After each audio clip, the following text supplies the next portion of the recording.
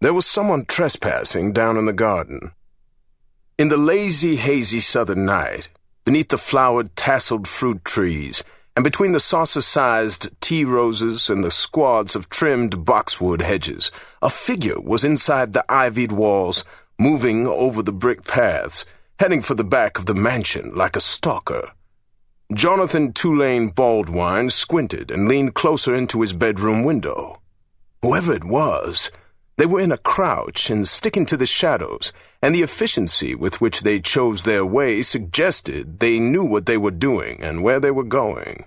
Then again, it wasn't that hard to find a 20,000-square-foot white birthday cake of a house in the dark.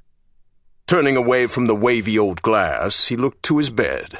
Lizzie King, the love of his life, was deeply asleep in the pillows, her blonde hair gleaming in the moonlight, her tanned shoulder peeking out from the silk sheets. Funny, these moments of clarity, he thought, while he pulled on a pair of boxer shorts. As he considered who it might be and came up with nothing good, he realized without a doubt that he would kill to protect his woman.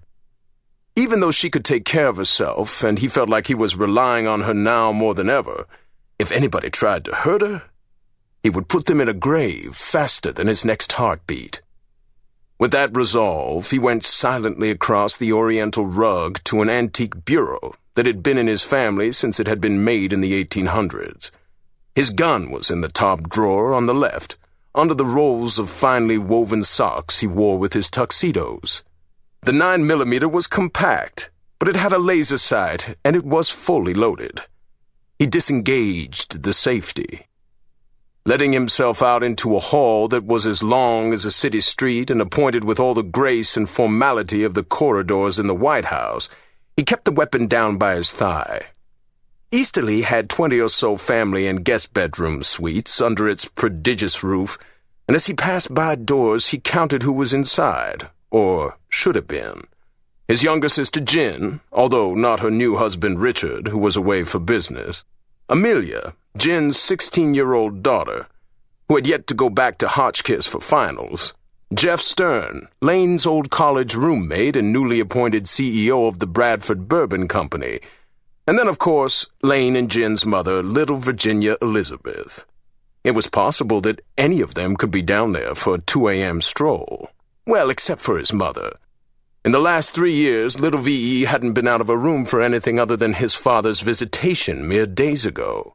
And even though that occasion had warranted the effort, seeing her dressed and on the first floor had been a shock. So it was unlikely it was her. And as for staff, the butler had quit and none of the maids stayed overnight. Well, the maids had all been let go anyway. No one else should have been on the property. Halfway down the hall, he walked through the second-story sitting area and paused at the head of the formal staircase. The security alarm was not going off down below, but he hadn't put the system on when he and Lizzie had gotten home from the hospital. Dumb. Hell, had he even bothered to lock the 1,000 or so doors on the lower level? He couldn't remember. It had been nearly midnight, and his brain had been a mess. Images of Miss Aurora in that ICU bed tangling him in knots. Dear Lord, that African-American woman was more his mother than the Neo-Daisy Buchanan who had birthed him, and the idea that the cancer was taking Miss Aurora away from him organ by organ was enough to make him violent. Descending the grand stairs, which were right out of Tara's playbook, he bottomed out on the entry foyer's black and white marble floor. There were no lights on, and he stopped again and listened. As with all old houses, Easterly talked when people moved through its rooms, its beams and boards, hinges and handles, conversing with whoever walked around. Nothing. Pity. Kentucky law provided a homesteader defense if you killed a trespasser in your house, so if he was going to shoot somebody tonight, he'd prefer to do it inside rather than out. That way, he wouldn't have to drag the body through some doorway and arrange things so it looked like the son of a bitch had been breaking in. Continuing on, Lane went through the shadowy rooms in the public part of the house, the antiques and old paintings making him feel like a security guard checking a museum after hours. Windows and French doors were all around, bracketed by great swaths of vintage Fortuny, But with the lights off throughout the first floor, he was as much a ghost as whoever in that garden was.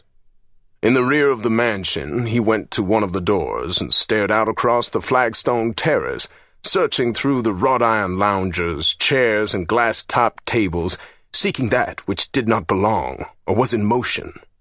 Nothing. Not around the slate skirt of the house, at least. Somewhere out in the greenery, however, a person was stalking his family. Turning the brass handle, he gently opened the door halfway and leaned out, the mid-May night embracing him with warm, heavy air that was fragrant as a bouquet. He looked left, looked right. The gas lanterns that ran down the back of the mansion threw flickering light, but the peachy pools of illumination did not carry far. Narrowing his eyes, he scanned the darkness as he exited and carefully shut things up behind himself. As with all homes of its stature, the great federal manse had extensive formal gardens sprawling around it, the various layouts and planting zones forming landscapes as unique and distinct as different zip codes in a city. The unifying element? Elegance at every turn. Whether it was the Roman statuary striking poses in the midst of miniature hedge patterns, or fountains that sprinkled crystal-clear water into koi ponds, or the pool houses with wisteria-covered arbor. This was Mother Nature subjected to the will of man. The flora cultivated and nitpicked and maintained with the precision one would use to decorate an interior room. And for the first time in his life, he thought of the cost to keep it all going.